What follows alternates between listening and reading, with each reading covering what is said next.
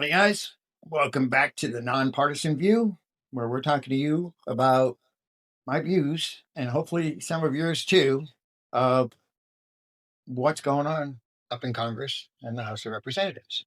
First off, I'm going to try to be more consistent with these, so work with me on that one. It was the holidays and I didn't get as many out as I wanted. So, what I want to do today is kind of talk about voting for the person that has your values and your best interest in mind. Okay. That's what we got to start doing. We got to stop having all these guys and girls in the house that don't really know what it's like to be us. Okay. 33 of them have been in there for more than 40 years. Now, 20 of them have been in there from 30 to 40 years, 120 from 15 to 30 years.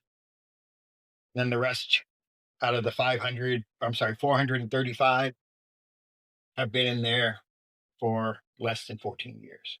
So they've left because of either I didn't like it, they said I'm not running again, or they got voted out, or they had, dare I say, a scandal that stopped them from being in there.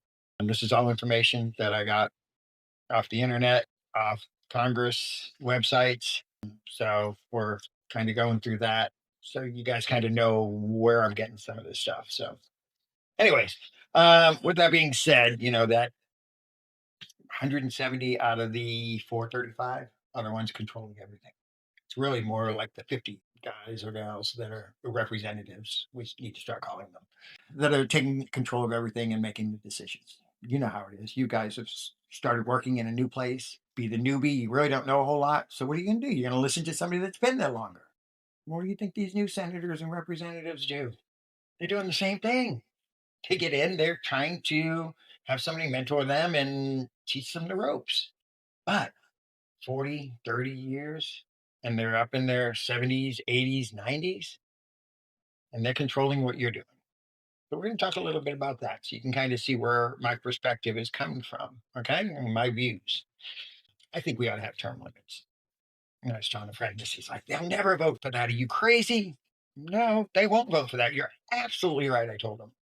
But if we vote the right people in there that believe that there should be some sort of a term limit, then you know what? They can get there. But it's got to take place by you guys voting for somebody that believes in that too and asking that question and holding them accountable when that vote comes up. Because, I mean, I just don't see how somebody 80, 90 years old understands what you're going through or I'm going through. It's the way it is. I really believe that we should have some sort of term limits. Do I know what the term limit should be right now? No. I'd love to hear from you guys and jump in my comments. Let me know what you think the term limit should be. Or do you think I'm whack and we should even have term limits? I don't know. I want to hear from you guys. You will help me produce a better show. That's it. All right. We're going to talk about the Affordable Housing Act that they're working on right now. Actually, yeah, I think they're working on it right now. They are trying to get more houses, apartment complexes built that are affordable. Makes sense. Affordable housing. And what they're doing is they're giving tax credits to the builders. I don't know exactly what the tax credits are. I can't remember, but I mean, they're pretty good sized tax credits. And for the affordable housing, for them to be able to get the tax credits, the apartment complex for a one bedroom cannot be higher than $2,100. One bedroom, one bath, $2,100. So anybody that's tried to buy a house or whatnot, you know that when they're looking at your debt, to anyone who knows or have tried to buy a house or know somebody has, you have to have the debt ratio of 30% should be what you make, should be going towards the house. So your payments, if you're making $84,000 a year, you could make for this one bedroom apartment $2,100. So we're just looking at New York right now because this is what I did the research on. In the Bronx, the family income, the whole family that lives in the apartment, house, whatever it is $36,000. You know how much they can afford? $900 a month for that one bedroom. So what? That's a little crazy. And then in Norwood, the family income, 28,000. It's even less than the 900. how are we giving tax breaks to where people are paying $2,100 for a one-bedroom apartment? That does not sound like that should be a tax break. That sounds like that should be a, buddy, you got to do better. We got to bring that number down. You got what, 150 apartments here? You got to do better. You know, you're still making money. So I know I live in Jacksonville, Florida. I think it's like close to 1,400 for one bedroom. I think it's for two bedrooms, 17, 1,800. Still with that 36,000. And I'm just saying, these are real numbers. These are from the census. They're not numbers I'm making up. Sucks. They're deciding what you can afford when they're not right, or what you should be able to afford for a house or an apartment or whatnot. That's why I say we got to get people in there that understand what you're going through, that understand how tough it is. I mean, let's face it, you want to go to the movies? What's it, like $20 a piece? Popcorn, maybe some candy for your girlfriend or boyfriend? I don't know, or your daughter or your son? Can you do that? Can you waste that money? Because $900. If you're making 36,000, and let's see, that would be 3,000 before taxes, so maybe 2,500 after taxes. 2,500 after taxes. So let's say you're paying 2,100. You have $400 for the month. That doesn't include electricity. You got to pay for that too. Let's say that's another $100. You need some groceries, I'm sure. Got to get back and forth to work. My money's gone real quick. Got to, if you're working a professional job, you got to get some dry cleaning. I mean, come on.